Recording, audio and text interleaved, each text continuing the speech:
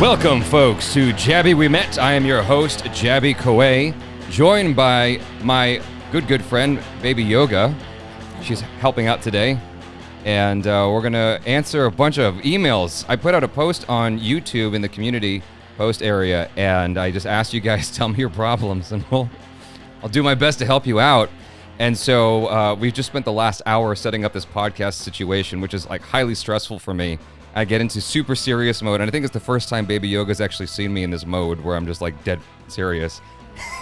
And so here we are. We've got all your emails here. There's 125 emails. I don't think we're going to get through even a quarter of these. I'm going to do my best to move quick, though, and hopefully we can answer, at least a good chunk. And for those of you that we don't get to, I apologize in advance. Let me switch out to some fun music over here. What do we got? There we go. I was working on all these tunes last night. Okay, so the first email is from Kashyap. I'm not going to read his last name out of privacy and whatnot. Hi, Jaby. I'm in class 10 student, and my parents enrolled me in a private school. I don't get much time to talk with friends and for myself. I have to study for weekly tests a lot. I just want help to get out of this hell. Hope you read this. Very old subscriber. So, Kashyap, you're quite young, man, and it's important to remember that these are going to be the years you look back on. You're going to be like, wow, I should have appreciated that more. I know it sucks now, because I remember it sucking when I was in school. I would never want to go back, but there is an element to your youth that you learn to appreciate with time. I'm sure Baby Yoka can speak to this. I would agree, but also I went to a non-traditional school, so I hate regular, test taking and learning and all that book stuff. But, Yeah. I think it's important as well to take stock of things as they're happening in this time period of your life. Yeah. I mean, these are the best years of your life, honestly. And, yeah, man, you just got to learn how to appreciate it. I know that's like it's not the most helpful because you're in your zone and you don't have a lot of context for life itself. You don't have life's experience yet. But once you do, you're going to realize these are actually really cool years, and you're going to miss them at a certain point. So try to look at it with that perspective if you can. I know it's not the most helpful right now, and it's not the answer you're quite looking for. Anyway, moving on to, this is from Venom.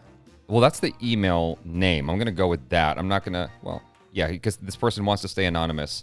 It's quite a lengthy email. I'll read it as quick as I can.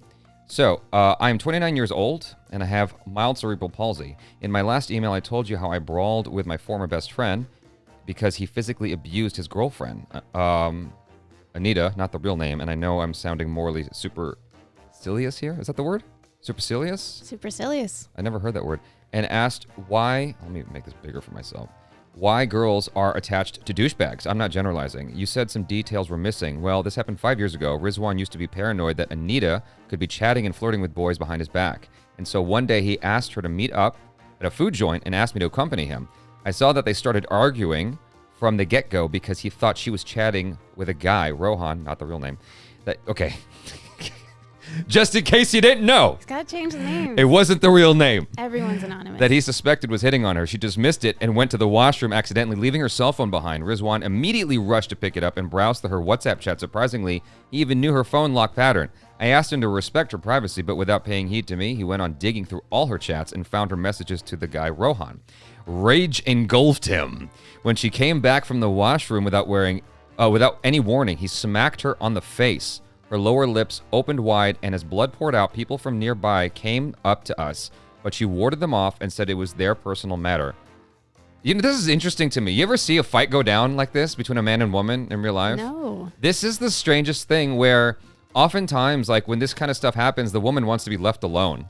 She's like, piss off. This is my battle. Just let me deal with let me get abused. The trauma in you my go own back. Personal life. Yeah, I'm fine with it. I'm fine with the abuse. Walk away. I was silent all the while, gave her a handkerchief to soak the blood off, and when the three of us went out, she was still trying to convince him that it's not how we conjectured. Once we were out of the food joint again, he started abusing her, calling her a slut, and pushed her, and at that moment, her wound deteriorated, and more blood gushed out all over again. That's when I decided to step in and chastise my friend for what he had done.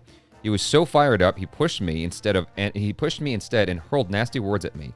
Yet I moved forward and asked him to back off as he was acting crazy. Wow. Then he almost sucker punched me. I was able to dodge a full-blown contact and retaliated with raining blows. People rushed in to separate. It's like an action movie. This is a storyteller. Yeah, people rushed in to separate us, and at the end, I had got some bad bruises from the fight. I thought you were dodging all the punches, bruh. I got my ass handed, LOL, because I'm relatively disabled from my condition, and he was way too strong, although I take away from the fact that I clobbered him with some solid jabs. That day was the end of our friendship for good, and the girl, Anita, consoled me and thanked me for standing up for her and promised she would cut off all contact with him and block him from her life. And so, for 1 year, I refrained myself from talking to either of them. I heard from mutual friends that he thought I am a Judas, and that I unnecessarily fought with him. A year later, I came to know that Rizwan and Anita were back together and happy than ever before.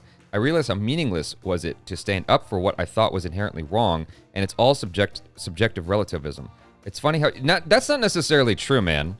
Like, you standing up for for Anita, might have changed their relationship for the best, and you just don't know that. Sometimes an intervention like that can alter things in a dramatic way that actually makes their lives better. But you don't know that because they didn't tell you, obviously. It's funny how she decided to get back with him after all that humiliation and physical abuse. But on the other hand, I'm kind of thankful to her because it's not for her and the incident. If not for her and the incident, I would have still remained a loyal friend to a toxic person like Rizwan. I think they are contemplating marriage now. Wow. Although I have heard of a rift occurring between them again. Ooh, juicy gossip. The guy is doing really well in life, too. He used to hook up with 2 to 3 girls simultaneously and always ended up treating them like shit. I guess Anita, for some reason, is enchanted by the web that he spins, which has entangled many other women. Karma's bullshit. People don't get their comeuppance. I agree. Karma is bullshit. I don't believe in karma. But that's not your problem. And you want to try answering this question? Why do women get caught up with assholes, with douchebags? I think that, well, before you answer, I think that douchebags are inherently compelling individuals because they must have charisma about them. That's ultimately what I have to charisma, boil it down. There's drama. There's something, yeah, like you said, it's compelling to have these kinds of crazy stories. I guess to some people, maybe a lot of women grow out of it once they're tired of the... But I'm not even thinking about the crazy stories. I'm thinking about the individual himself. Like, why would a woman in her right mind attach herself to that guy who is unhealthy for her or is not fully respecting her? And the only thing I'm left to think of or left to assume is that he must just be that charming. That, or she doesn't respect herself, or a combination. A little bit of both. Yeah. The worst answer of all time. That's the cop-out answer. I think that's the answer everyone goes with in this day and age because we're afraid to be like firm on any stance. We go, it's a little bit of both. It's more than likely just a little bit of both. You know? Maybe they deserve each other, though. Maybe. It's not your problem anymore, dude. That's the good part. You can move on and find your own happiness. Don't let their drama take any more of your attention. So don't give them the satisfaction. That's what I was always told. We're on to the next email from Mohan. Firstly, I am from India and I have been preparing for a government job since last year, but due to this corona situation, job vacancies has drastically decreased, and because of that, my anxiety levels have been rooftop. And much worse is my temperament issues. Can you suggest any way to cool my mind down? And secondly, your content related to India is outstanding. What makes you different from other channels is that you just give your opinion from your perspective and with the facts to back your opinion. That's what I liked always. And elaborately explaining what you feel after every trailer review or interviews always makes me want to watch your videos till the end. If you ever read this, say hi to Achara. Okay. Hi, Achara. So, the only thing I can think of, which more than likely came from India, is meditation. That's the simplest solution, honestly. Go for a walk. That was my suggestion. Yeah, exercise. You know, music. If you're ever like having in a bad mood, like what I try to think of is when you hit those moments where it's like intense, the best thing you can do is go for a walk. I find there's a whole song by Passion Pit. Something about walk it off. Go for a walk. Something about walking. Walk around the temple. I forgot what the Passion Pit song is. Really nice. It's a fun song.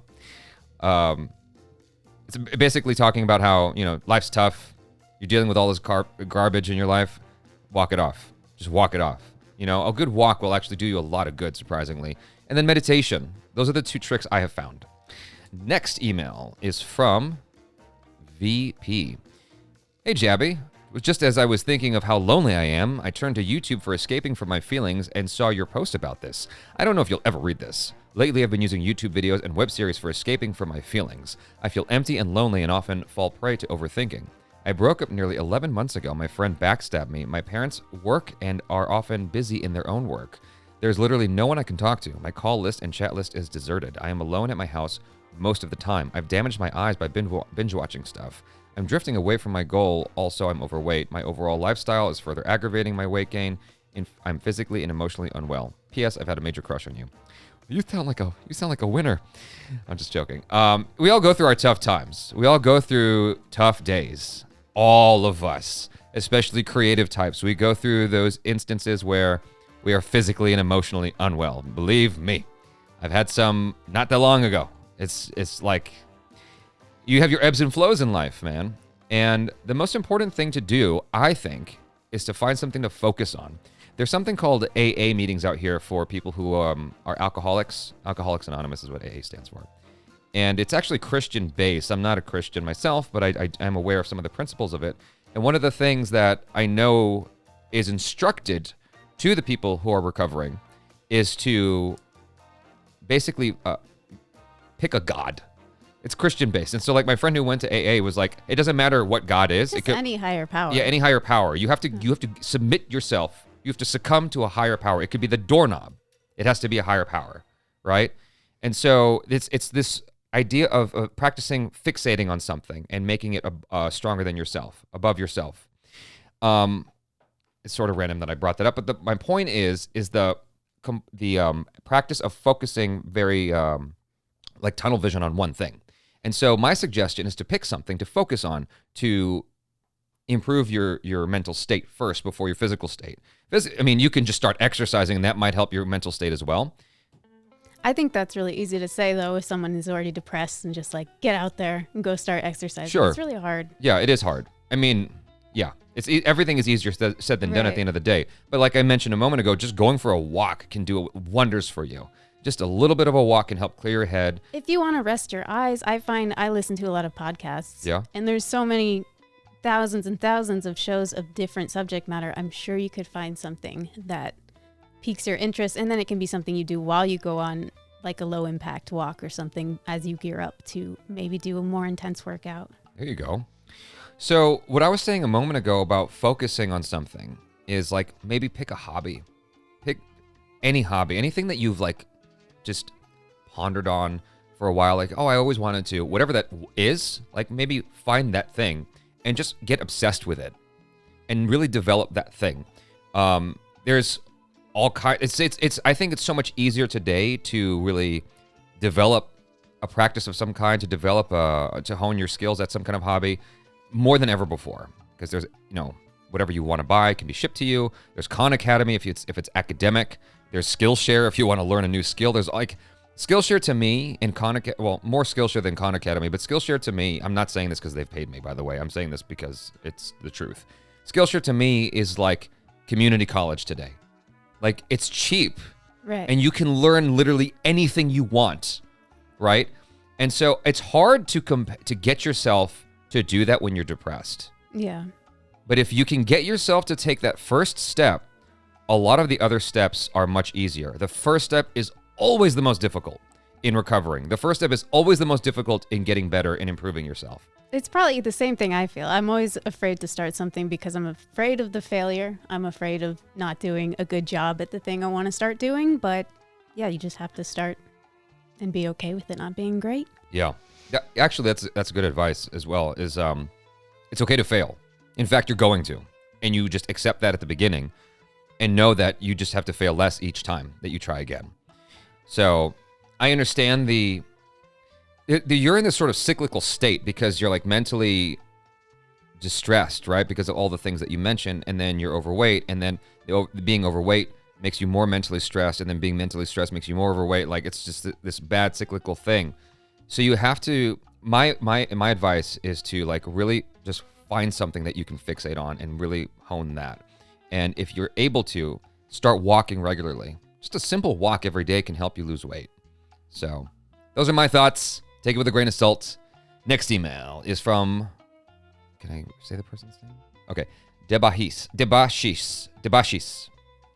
I messed that up. Debashis. I am Debashis. I know my English is not so good, but I really want to thank you. In some years ago, I am going through depression. My education, my career all seems to be in the dark. I have some kind of bad, guilty thought about myself.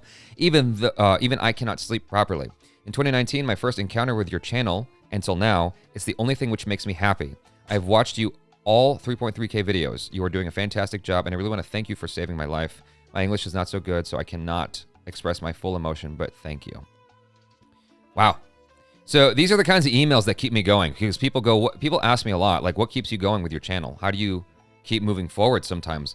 And it's this kind of stuff where I feel this pseudo obligation to those who get joy out of the videos.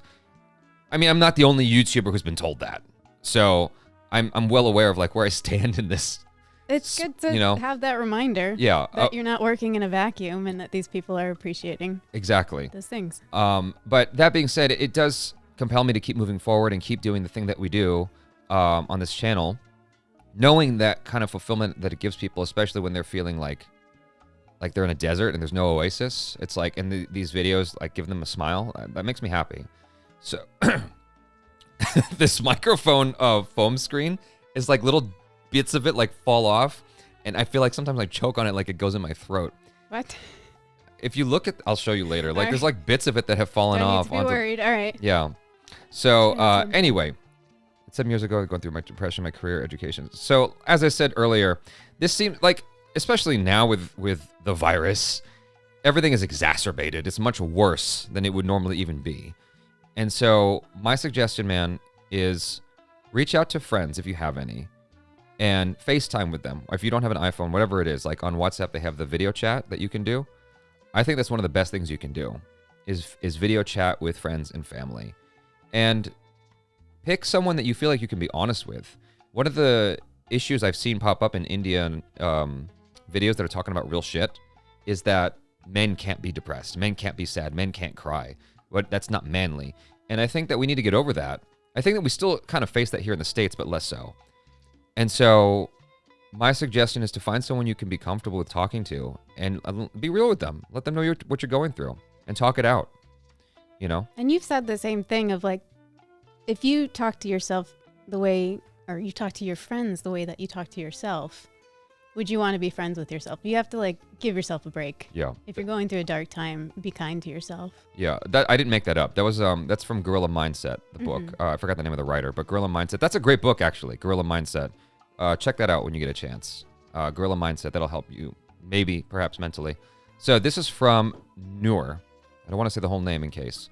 Noor, hey Jaby. Okay, Noor is just the name in the email. Hey Jaby, I'm Ripa from Bangladesh. Hope you are doing well. I watch all your videos. I guess I would be the only person emailing you from Bangladesh. Not true. Hopefully. We'll see. Hopefully you will read it. Oh, however, I'd keep it straight and simple. I was in a relationship with one of my teachers who was already married. Oh. Juicy gossip. Initially, he told me he had lots of issues with his wife. Later on, somehow we got involved. Almost after 8 months, he started ignoring me. I understood that he was having a good time with his wife. Just after that, one day, his wife caught him while he was chatting with me. That evening, he told me that he actually never loved me. I tried to contact him several times, but he blocked me from everywhere. We met in Zoom class, but he totally ignored me. I tried to sum up the whole story very short, but I hope that you would understand the crisis that I'm going through. It's been a month now. I'm still missing talking to him. Sometimes it becomes really difficult for me to control my emotions. I can't share this story with anyone. I'm all alone. It would have been easier for me if I could talk to somebody about it. I'm losing my faith in love, especially marriage. Sometimes I understand everything, but sometimes I lose my mind. I wish I could tell you everything in detail. Still hope that you would read this and suggest something that would help me pass this phase soon. We'll be waiting for your reply. Lots of love to you. First off, Ripa, that's a very, very complicated situation that you should not have been in. Not your fault. That teacher should not have. Those are huge boundaries to cross. Yeah, that's just not cool. What the teacher was doing, and I feel bad for you. Yeah. Now, the reason why he started ignoring you was obviously because he was trying to maintain his marriage with his wife. His wife comes first. And that's just the honest truth. Like, he's not going to leave you for his wife. I mean, he's not going to leave his wife for you, rather. Right? There's probably very, very sad statistics on that. Yeah, I don't know. How many people who actually leave their spouse for the other person. Yeah, that rarely happens. Women, there are lots of women who get caught up in this game of like, oh, he's going to leave her to be with me. No, he's not. It doesn't happen. And so the healthiest thing for you to do is figure out a way forward to move on. And it sucks that you can't talk to anyone about it, especially because it's a very taboo situation. And you're probably also trying to protect his reputation. So you're not talking to anybody about it, which, you know, and like, think about your self-worth. I don't want you to like hang on to this person that treated you so poorly. Yeah, well, that's, of course, one thing to consider, right? Don't hang on to this person. I'm of two minds about the fact that you're not sharing his identity and sharing what he did. On the one hand, it's cool that you're not sharing this information with anyone, like your school. On the one hand, that's fine. That's cool because you're protecting his profession and whatnot. But on the other hand, how many girls is he doing this to? How many young women is he cheating on his wife with and getting involved with and like ruining them like this? You know? The healthiest thing for you to do if you're trying to protect your reputation and not make this situation worse is to move forward. Don't start dating someone else in an effort to get over this guy. You just have to, it's going to take time. That's the first thing you got to remember is heartbreak takes time to deal with. It always does. Time heals all or most wounds. So you just give it time and you will get past it. And as I said in an earlier email, you have to find something to fixate on, a hobby of some kind of thing to take your mind away from this. As I've mentioned many times, when I was going through my heartbreak, this channel became my focus. And that's what helped me move forward very quickly, is I just fixated on that 24 hours a day. Well, you got to sleep. So 20 hours a day. 4 hours of sleep. 4 hours, yeah, exactly. 20 hours a day. I was focused on the channel. Just like, that's all I did. No social life. Just focused on the channel religiously, very diligently. And that helped me get over my heartbreak. It took time. Like, there were still days where it was still painful and I was still like dealing with it. I don't know what song to put on. I'm just like picking random music now to throw on in the background. It's very cheery. Yeah. Considering her situation. Yeah. It's kind of manic, isn't it? Yeah. But anyway, yeah, my suggestion would be to just try to find a hobby to fixate on. Like, put all of your energy into that if you can. I agree. You know? Yeah. And because thinking about this dude is not going to help you. He's not going to ever leave his wife for you. You can't fixate. And he's not a good dude. He shouldn't be dating his students. That's not someone you want to be with. Just trust me on that. That is not the person that you want to be with. Even if he was willing to leave his wife, would you want to be with that person who's willing to date his student? That's not good. It's not a healthy situation for you. Get away from him as fast as possible. And if you have the courage, come forward and maybe talk to I don't know. I'm of two minds about it. I would try to find out if he's doing this to other students, because if he is, you need to stop him and warn him. Maybe warn him and be like, you're going to come out with this information if he doesn't stop what he's doing. Start there. Maybe you give him a chance in terms of saving his reputation. What do you think?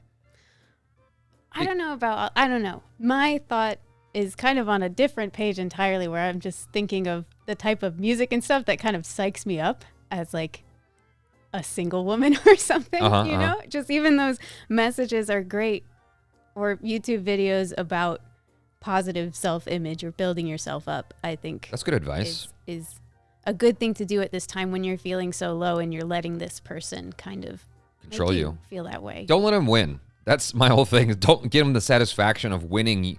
Like, he's not. He doesn't want you, so don't let him have you. He right now he still has you in his clutches, right? But my question to you, Baby Yoga, is: should she come forward and say something to the school? I wonder about because he's not behaving ethically. And that's... do you think that it would just blow back and ruin her own reputation? I can't speak to the culture that she's living in right now and, socially what that would do to her. So I would be cautious about that and focus on yourself. Sure. Right now. I would consider that, though. If you suspect he's doing this to other people, too. Yeah. Yeah. If he's doing this to other women, other young girls, I would definitely say something, because he needs to be stopped. When I was a young boy, I was actually molested by a relative. And I didn't know what to do. I didn't say anything for the longest time. And part of the reason I didn't say anything is because I didn't want my dad to kill the person. Because I knew if I said something to my dad, he would kill him. Wow. Yeah. Kill him. And so I what I did was at a certain point I investigated with other siblings, not siblings, but like, yeah, I guess my brother, I investigated with him. I asked my cousins, who are all approximately the same age, to see if anything had happened to them. Thankfully, it only happened to me. But I was going to create a huge stink if it happened to anyone else in the family. So, Yeah. yeah, just that's something to consider. Hopefully it's not, if you do come forward, it doesn't have just a major blowback on you. All right, we're on to the next email here from Priyanshu. Hey, Jaby, big fan of yours from India, and also send my love to HR. I want to ask you that how I will get rid of overthinking about neglecting some time around my friends or overthinking about outcomes of result of my examination. If you are an overly analytical person like myself, this is a very difficult habit to deal with. Overthinking is something I do constantly. I don't know if I have advice for this. I feel the same. Yeah, I'm constantly overthinking, and I don't know that you ever get over it. I think you have to learn how to dance with it. There are certain habits that you get, and it could be genetic, it could be environmental, it could be from your parents, who knows where it comes from. I've learned that there are certain, what I would say, shortcomings of mine that, like, some of those you can adjust. Some of those are malleable, right? But some of them you just have to learn how to live with. And you learn how to just move with it. That's the best advice I can give you. Well, you're moving from different tasks often, and that can help too. Sure. You're jumping around on different things, and maybe you could say your focus gets spread out, but that's almost better than over focusing on those like spiraling thoughts that Sure. can become negative. Yeah. One thing I could say maybe is, and hopefully it doesn't become an addiction in itself, is when you are faced with a situation where you have an exam and you can't stop thinking about it, get a game and start playing a game so you can divert your attention somewhere else. Something that is like, that requires you to focus on it, right? And doesn't allow you to zone out and go back to the thing that you're trying to get away from mentally. And I'm not saying to just like play games like relentlessly. I'm saying just enough to occupy your mind so that you can stop thinking about it for that moment. That would be my suggestion there. In terms of neglecting friends, that's a very specific thing that I need more details on, because the thing about it is, if you're a diligent student, or if you are passionate about the things that you do in your life, your friends are going to get neglected. And if they can't understand your passion, they're going to slow you down. There's a movie I highly recommend you watch called Whiplash that helps illustrate this point very, very well. It's about Miles Teller, and there's a specific scene I'm thinking of where he's talking to his girlfriend at a restaurant, and that's the scene I really want you to pay attention to. It's about 3/4 of the way into the movie. I still haven't seen it. Yeah, it's a great movie. It's my favorite movie of all time. But my point is that, like, it depends on what that neglect is born out of. Is that neglect born out of you just like not wanting to hang out with your friends? Or is it because you're preoccupied with studying, with working, with developing yourself as a person? Because if it's the latter, you're not doing anything wrong. Oftentimes, I feel like so many people collect these other people into their lives that aren't actually moving them forward, and they actually end up anchoring them down and keeping them from doing the things that they want to do in their life. And one of the hardest things to do as you become a late teenager or a grown-up is to sacrifice that, is to let go of those people who are in your way, because it feels wrong. And it feels wrong because of this tribal mentality that's born into our bedrock. It's born into our DNA. Like that primitive part of our brain tells us we are part of a tribe. You can't let go of anybody. You got to protect the tribe. Mm-hmm.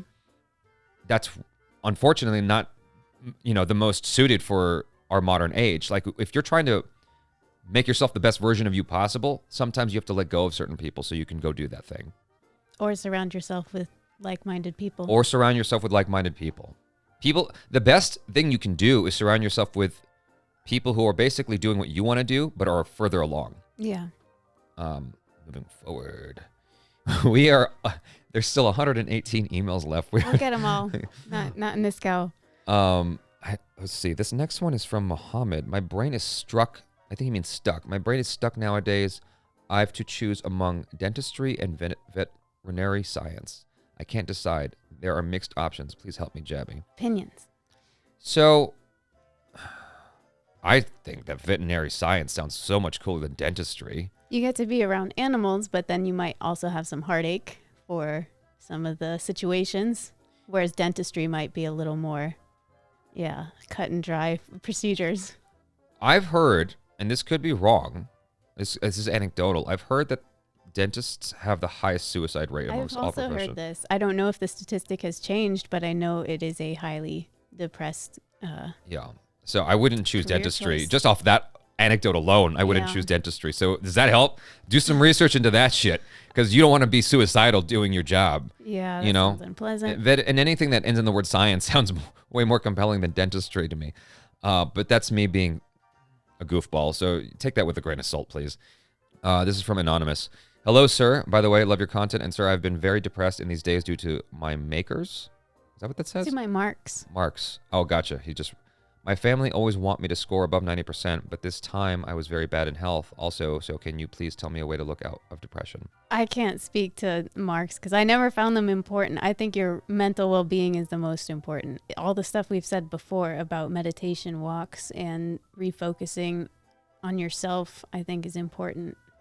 Yeah, I agree. Basically, we've kind of covered this area a couple of times throughout this podcast. Yeah. But the tough thing... Go ahead. Everyone right now is going through a crazy time. I think it's sort of expected if you looked at just statistics of the amount of mental distress going on in many, many countries right now is staggering. So I think you got to give yourself a break and know that the world is in turmoil and your marks are such a big concern to your parents, but your well-being should also be a concern to you. Exactly. That's easier said than done for us because we did not grow up in India. Exactly. It's a lot more. There's a lot more pressure in Asia in general. I mean, you look at Japan. True. If you do bad in your business, there are lots of people who commit as a result, and that's the honorable thing to do. It's like modern day seppuku. Like, you just kill yourself because you did terrible and it's dishonorable that you did bad in your business, which is like terrible. It's so myopic. And that's the thing is like your family's putting a lot of pressure on you, just like a lot of other Indian families and a lot of other Asian families. There's so much pressure and it's not good for you. And it's like you're having a hard time seeing the forest from the trees, right? Yeah, well, and you're saying this time I was very bad in health, so I don't know if you mean like your actual physical health or just mental health. Could be both. So, I mean, I would imagine it's physical health that kind of got in the way of his ability to focus is what it sounds like. I firmly believe that you can recover from this. So focus on the way forward is all I can say. Don't get caught up in the failure. Try to get caught up in how you recover from the failure, how you move forward from here, how do you improve from here, and just know that it's not the end. There's so much more life. You've got so much more life to live. It doesn't stop here. As bad as you feel now, are you going to be that upset about the marks, 3 months from now, a year from now, 5 years from now? Right. It's not going to mean as much. Okay, so next we have an email from Ritesh. Dear Jaby, how are you? I hope with God's... Let me read that again. I hope with God's will all safe and good. I do follow your YouTube videos regularly. I do enjoy your content. My issue, which I'm dealing with, is this pandemic. Personal problems and some work stress give me anxiety. From time to time, I feel empathy inside. I can't sleep good. I can't focus enough. Any suggestions from your side? And how do you keep positive during these rough times? I do appreciate your response, Ritesh. Okay. Ritesh, just like any other person on this planet, I have my tough times too. And I am not always able to stay positive during the rough times. There are days where I just like, I feel extremely dark and I don't know what to do. And I can't see a way out. I have those days just like anybody else. And so know that I'm not like on a pedestal or anything like that. I project out positive energy because I want to give that to my audience. And on some selfish level, I want to give that to myself. Before even shooting this podcast today, I was very, very serious with baby yoga. Like, I was not in a good mood. Once we started recording, my mood shifted and I was happy, because that's what I want to project and that's what I want to feel. And so it's a practice to feel that through your days, like throughout the day. It can feel like a put on and like you're faking it, but sometimes you gotta fake it till you make it. That's true. But I also feel that in situations where I don't want to bring negativity to this situation, so let me just, buck up and try and be positive. That fake it till you make it phrase is actually a lot more powerful than you think, than most people realize, I would say. Because I've actually heard this anecdotally as well, but it happened to me, where I was taught, anytime someone asks you, how are you? No one wants to hear bad. No one wants to hear not great. Nobody wants to hear that shit. And that's part of the reason why we don't reach out oftentimes, right? But I have found, if someone asks you, how are you? If you say the word excellent, amazing, people are going to be like, why? They're going to ask, let me why? hear more. Yeah. Why are you amazing? What's going on in your life? What are you smoking? Why are you happy? Why are you so happy? And so what happens is you have to justify it. And you'll need to find reasons to justify it when they ask you. And that will actually help reinforce that'll help create new neural pathways of positivity in your brain, I think. And so say when someone asks you, how are you? I'm doing excellent. I'm doing fantastic. And justify why. Always justify why. And that'll help you a lot, I think. There's nothing you can do about the pandemic. Ultimately, it's not really your problem. All you can do is take precautions. Be safe. Do what the CDC recommends. Work stress, like try to consider with the thing we said a moment ago, that Baby Yoga mentioned a moment ago. Is this work stress going to be meaningful to you in 5 years? Mm-hmm. Will it have any meaning 5 years from now? Probably not. So try to put things in perspective. This too shall pass. Personal problems. I don't know what your personal problems are, so I can't really speak to that, but we all have personal problems of some kind. If you can't sleep, can you do any kind of like crazy, strenuous, high intensity workout before you go to bed? Yeah. I don't know. Yeah. Maybe that's a solution. Or melatonin. Yeah. Well, I mean, melatonin, but only for 2 weeks. So anyway, with regards to staying positive during these tough times, one thing to remember is that these rough times will pass. This is a testing time. That's how Sintel put it to me. It's a testing time for humanity. This is a test for us. And we'll get through it. We got through the Spanish flu. We'll get through this too. And any doors that you feel are closing right now are just, you just got to find the opportunities within this time. Yeah, that's true. That's what I would say. Yeah, back to what we said earlier, like Skillshare and whatnot. You got to find the things you can do from where you're at, Anyway, hopefully that helped a little bit. Next email is from Arjun. Okay, hope that's okay to say. And Achara's not here right now.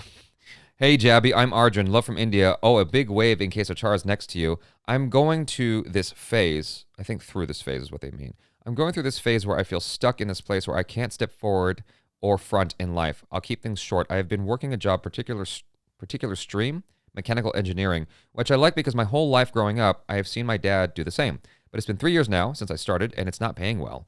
I keep pushing forward, thinking I would get a better pay or a better opportunity, but none have come up. My dad retired from work, and it's my job to take care of my family. My friends Keel suggestions, I don't know what that means, to take a different field of work for better pay, but in doing so, I would have to start from scratch 3 years down the drain. I'm afraid if I do make up my mind and I don't find pay I'm looking for, I'm stuck in a big hole for my life. For life. I can really use your advice. I know YouTube didn't pay much at first, but you kept at it and it didn't look back. How did you know you would find success? Even the thought of turning back would be nice to hear your thoughts. Arjun, I am always in a state of panic. Like constantly in a state of panic. Like with YouTube, especially because I have people who work for me. And so it's not just me I'm responsible for. I'm responsible for like 4 or 5 people. And so one person who works for us was like, Jaby, I'm so thankful that you gave me a job because now I'm able to pay for my school tuition. I'm like, cool. No pressure. So keep the train going. Yeah, just exactly. Now in the beginning, you're right. Like it was tough. I didn't know it was going to work out, but I threw caution to the wind with reckless abandon and just moved forward and believed in myself and went forward with it. I really, really wanted to.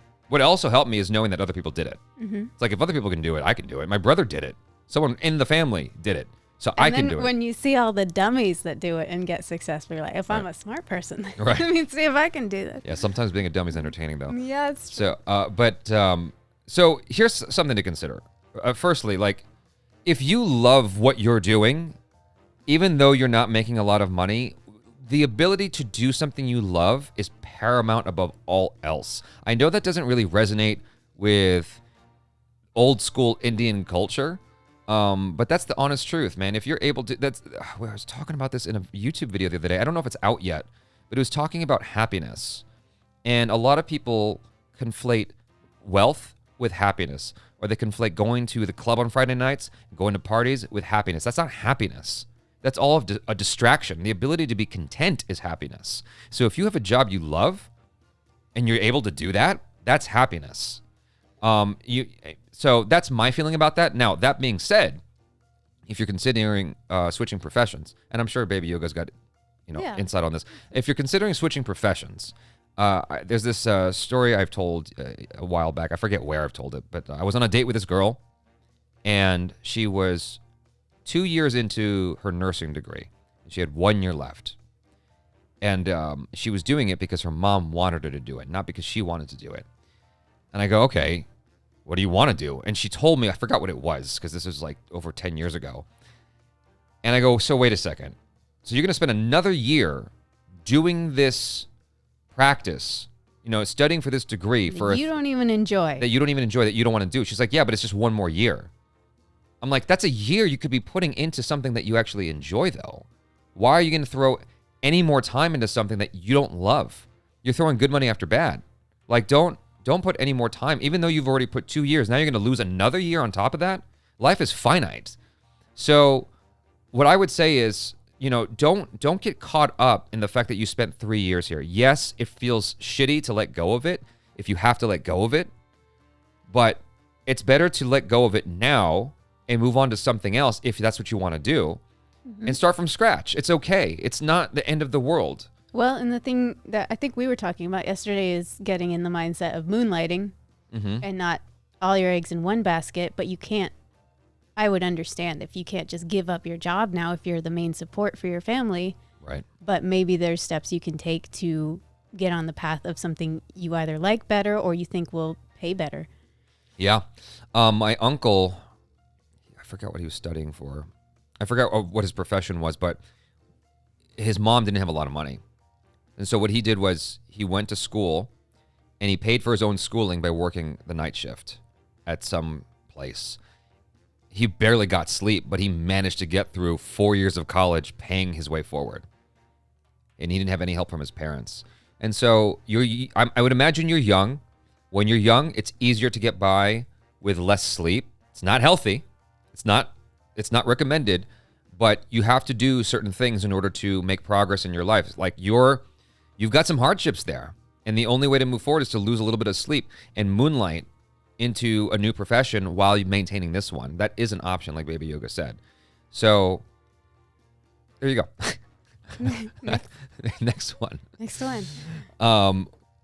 Rishab. Hi, I'm Rishab. I had a couple of past relationships like Jaby, but it don't last too long. I easily lost interest in my partner. Initial day, like 4 or 5 days. I have butterflies in my stomach, but after 1 week, I lose interest. I hope you can give me advice. Love you, Jaby Nachara. Wow. That's real quick. All right. I had a burp, so I had to back away from the mic because it's gross. Rishab, you sound like a young dude. And so I wouldn't worry too much about this. I wouldn't stress too much about this. I think you're overthinking it, man. Eventually you'll meet someone that keeps your interest longer. But also consider, like, what are you looking for exactly? Yeah, maybe you don't know yet. Yeah. Until you find it. I think what you're doing is actually the best thing possible. I wish I did what you're doing. I got into a relationship in high school that lasted 3 years, and I freaking regret it. I regretted it. I don't care so much now, but I regretted it. Like, I should have left that relationship after 5 days and dated around so I could learn more personalities, learn more people, learn how relationships operate a lot quicker, because when you're young and you get together with someone and you stay with them for a long time, you're not really understanding the function of relationships, how to respect each other, how to talk to each other, how to address problems, because you're basing it all off one person. And so eventually you want to move out of the phase of this, short-term business, and move into long-term stuff. But I think you're okay, man. I wouldn't stress too hard about it.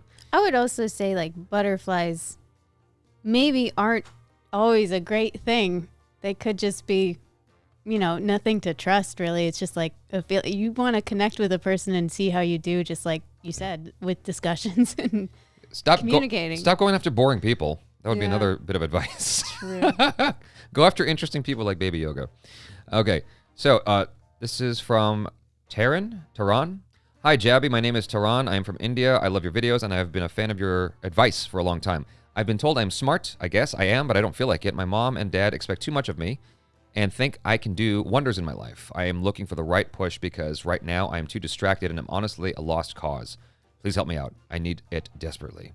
He who thinks himself the fool is the genius. I like that you don't look at yourself as smart.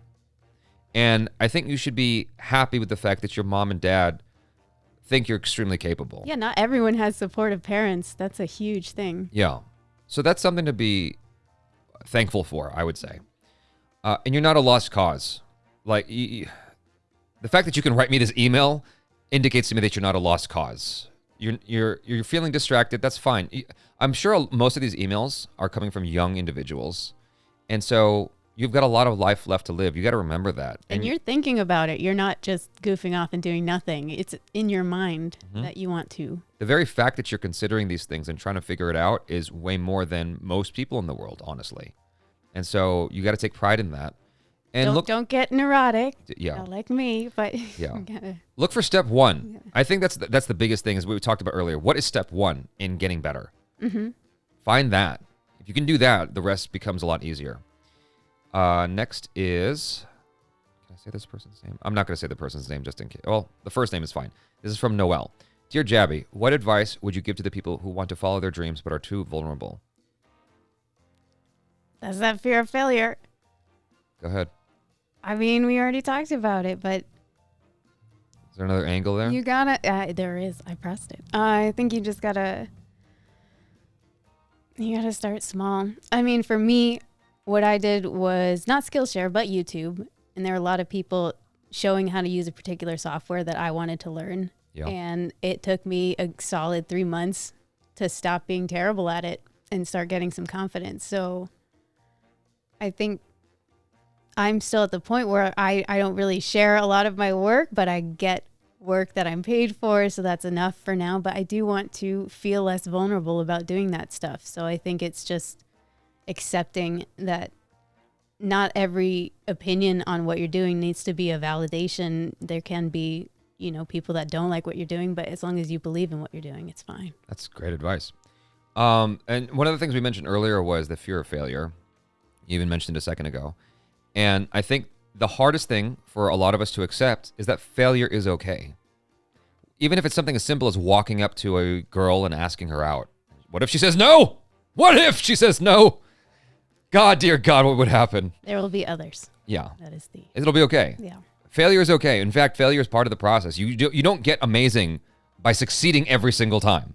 You get amazing by failing a whole bunch of times, and you have those successes in between the failures, and you build on that. You learn more from your failures than you do your successes. And the people that you admire, are you really ever focusing on the things that they failed at, or are you focusing on the things that, that they're putting out there recently that are, Oh my God, you just triggered me into something positive there. So go on Netflix, Noel, and watch the Michael Jordan documentary, The Last Dance. I believe that's what it's called. Watch that, because that documentary dives into all the off-season stuff that Michael Jordan was doing. Because people only see the highlights, the successes, like an Instagram feed, right? But the fact of the matter is, Michael Jordan was shooting hoops while off-season. He was constantly practicing, constantly honing himself, constantly bettering himself.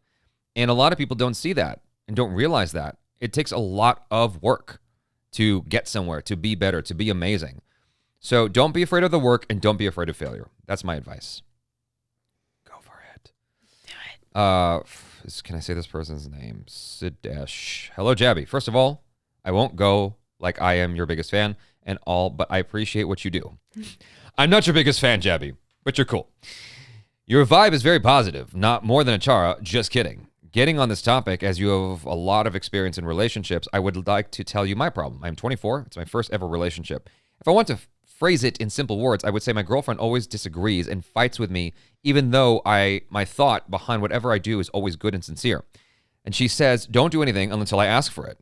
I'm 5 years older than her, and she thinks I am always trying to teach her everything, but I'm not. I just want her to be independent and confident.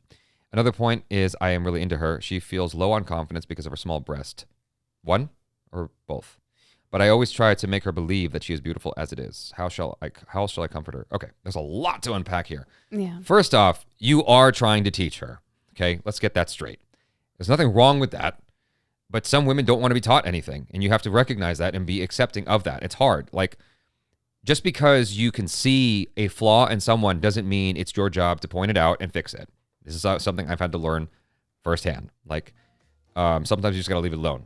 I think, yeah, she may not be used to the approach you're taking as well. So you could examine the way that you're trying to speak to her about these things that you're trying to teach, and just be mindful of being a little gentler and just more of a nudge towards a certain thing. Yeah. Actually, that's great. That's actually great advice, because the best way to help someone in terms of getting them to see the thing you want them to see is, it's all kind of not discreet. What's the word I'm looking for? It's kind of sneaky, but you have to deceptive. It's not deceptive, but you're compelling them in such a way that makes them think that they came up with it.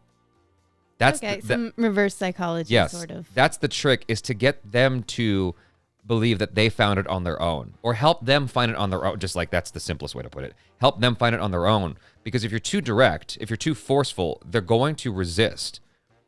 Even if your advice is the best advice, even if they know your advice is correct, they are more than likely going to be compelled to resist, just because you're trying to make them do something, and most people don't want to do something they're being made to do. Just speaking personally, like, you've just tried to correct, certain things that I am not very mindful of, like my posture, sure, or certain things like that. You'll mention it. Yeah. And at first it hurt to hear that, but sometimes the truth hurts, and then you can take in that information and decide if that's something you want to work on or not. Right. And just communicate about it. That's true. I mean, yeah, try working on only saying it the one time and leave it alone. Give it a week grace period or something. Yeah. I mean, there you go. So that's one thing. She's 5 years younger than you. Here's the tough thing about dating someone so much younger than you, is you have more life's experience that she does not understand, because she doesn't have that life's experience. And so she can't see what you see. And just because you can see it doesn't mean you need to tell her, because people often have to make their own mistakes. Am I making any sense?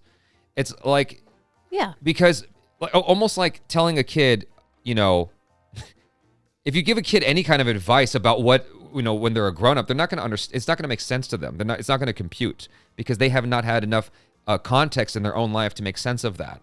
And but so, yeah, you don't got to make her feel like a child or anything, in the way that you're making these sincere, coming from a good place suggestions. Right. But yeah. Yeah. And so that's the hard thing to keep in mind is, I mean, especially in my experience, I don't know what it's like in India, but in my experience, whenever I was dating a girl in her between 22 and 27, they thought they knew everything. They thought they knew the world. And to be fair, a lot of dudes think they know the world between 22 and 27, but I wasn't dating dudes, I'm dating women. And so, still not dating dudes, just for the record. Don't believe what Quora says. Anyway, yeah, every time I've dated a girl who between the age of 22 and 27, it's like, I run into the same problem. Even if I'm just conversing with someone of that age, I run into the same problem where it's like, they have this sense of they get the world, and they're trying to tell me what my problem is. I'm like, you can't tell me nothing. Yeah, You're just exactly. wrong. Yeah. Like, it's like, you gotta calm down. Yeah. Calm down, ho. Calm down. You don't know everything. So. And I wonder, I imagine you've said these things to her, that, you're not trying to teach her everything, and you're just coming from a good place. So hopefully she hears that. So with regards to her confidence, sometimes these are what I've been told are God-sized problems, meaning it's not your problem at the end of the day. That being said, what I would personally do is just compliment her every chance you get. Not to the point that it's like bombarding her and making her uncomfortable, but just compliment her on the regular. Let her know that you think highly of her. And how beautiful you think she is, or whatever the case may be, wherever she feels her shortcomings are, try to find a way to express how fond you are of her indirectly with regards to those shortcomings, so that maybe it'll help massage her out of that low confidence. But yeah, I mean, confidence is such a difficult thing to wrestle with, and ultimately, she sort of has to find that path on her own. You can help her along, and you can make suggestions, like we said. Yeah, it's an inward battle. It is an inward battle, and she has to come to that on her own somehow. Like I said, you can assist her, but you can't make her. Mm-hmm. You can walk a horse to water, but you can't. What's the saying? You can bring a horse to water, but you can't make it drink. Exactly. There you go.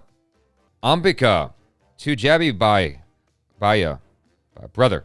I want to share something with you. Yesterday was my exam, and I couldn't perform well because my mom is suffering from high blood pressure and was hospitalized. I didn't even had time to revise well. Let's hope for the best. Love from Odisha. We kind of covered this topic earlier, but just know that, I mean, your situation is understandable, and you can try making your case to your teacher, to your school, and let them know what's going on. More than likely, they're not going to care. They're not going to accept any excuses because everyone has their problems. But try to remember that this too shall pass. This probably won't matter in 10 years. You're going to be all right. Just try to remember that. Try to keep that in mind. And your family is so important. Yeah. Comparatively. It's understandable. Yeah. This is from Amit. Namaste, Jaby. Hope you're doing well. There are some things in life which you can't explain to anyone, but you don't feel a bit hesitant in sharing your inner thoughts with a person who don't know you. That's why I feel comfortable with you. My brother's marriage life is in huge crisis. It's like a time bomb just waiting to explode. And the worst part is I can't do anything to save it. If it happens, my parents will be broken to the extent from where they can never recover. The peace at my home has just vanished, and to get peace, sometimes I just go to the park and sit alone at the bench. Sometimes it occurs to me that I should run away, but then my parents will be all alone. That's the only time I wish we had some of the American culture so that we don't have to go through the mental torture while ending a married life. I would like to know your views on comparison between Indian and Western culture marriage life, especially the failed marriage life, and how it is seen at the society level. Well, I'm not sure how it would help you to hear this comparison. The fact of the matter is divorce is like over 50% in this country. It's pretty high. And you sort of just take it for granted. Like, people don't, there's not as much shame around it here in the States as there is in India or Asia. I don't know what it's like in the rest of Asia, divorce in general, but I know in India it's very taboo. You're supposed to work it out. And that there's a good and a bad to that, you know? Because it forces you to look for ways to reconcile and make things better, or you're just stuck in a freaking horrible marriage. Mm-hmm. It sounds to me like you're owning a lot of the responsibilities of other people in your family. And you have to remember that at the end of the day, you are responsible for you and no one else. And everyone else has to make their decisions and make their mistakes. And you just have to be there to support. Whatever the outcome is, you're just there to support. Stop trying to own everyone else's problems. And maybe if you start with that, you won't feel the need to run away. You won't feel as trapped in the situation. You won't feel as mentally tortured. That's my thought there. I know what that feels like, to want to own everyone's issues. Like trying to fix your dad, trying to fix your mom, trying to fix your brother, trying to fix I try to fix so many people in my life. It's a bad habit of mine. So stop that and see where you end up. See where it takes you. And go from there.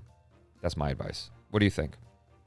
I mean, it's really hard for me to speak on not knowing the, huge cultural impact that being so close-knit in the family unit and the marriage stuff falling apart can really wreak havoc, I guess, in that society.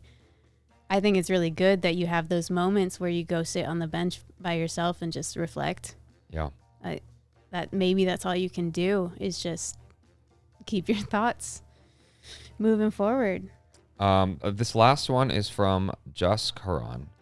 Hi, Jaby Chara. Trust you are well. Love your videos, vlogs, and live streams. So I'm supposed to appear for my final level exams of CA, equivalent of CPA in US, in November. They were originally supposed to be in May 2020, but they were canceled. I was full on fired and prepared to give the exams in May. However, now I am like that I don't give a rat's ass about these exams, even though I should be studying 12 to 13 hours a day at least. These are the most important exams in my whole life. Just can't seem to find the motivation. Even if I do, it just lasts for a few hours at max. Any suggestions on how to counter this? This is rough, dude. That's a big, tall order you're talking about there. Motivation is one of the hardest things to acquire. And I don't have any magic sauce I can tell you. What I can say, though, is maybe consider not going straight through. I know that that's a practice in India where they'll just study for 12 hours, 13 hours straight. I personally don't think that's healthy. I personally don't think that that's the best thing for you mentally, physically. I just don't think that's good. My suggestion is to break it up. If you're able to keep the motivation for a few hours, go until your motivation expires. Go take a break. Go exercise. Go play a game for a little bit. Go do something else to get your mind off of it, and then come back, hopefully with a renewed motivation.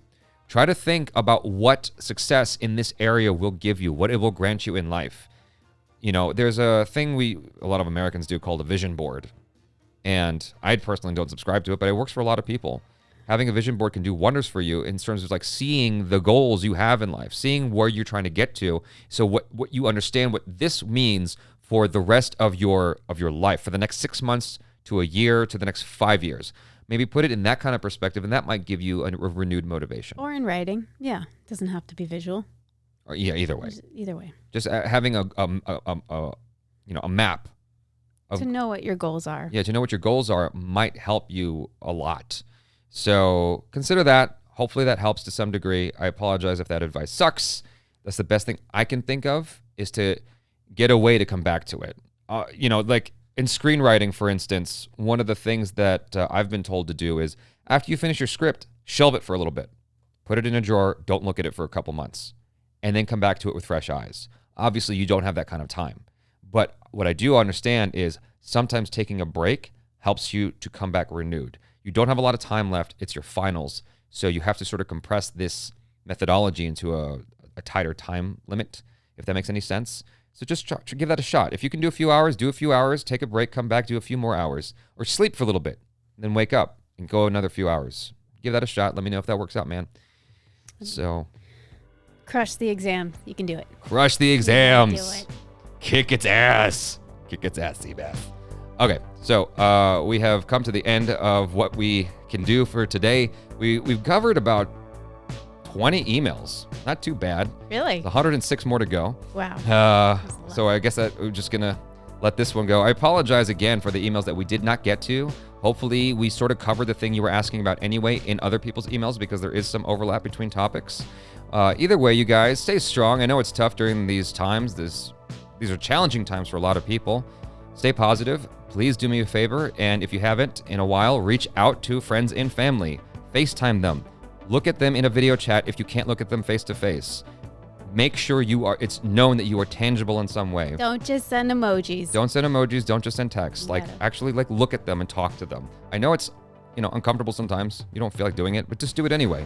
You'll find that it's more gratifying than you realize. And do it regularly. Yeah.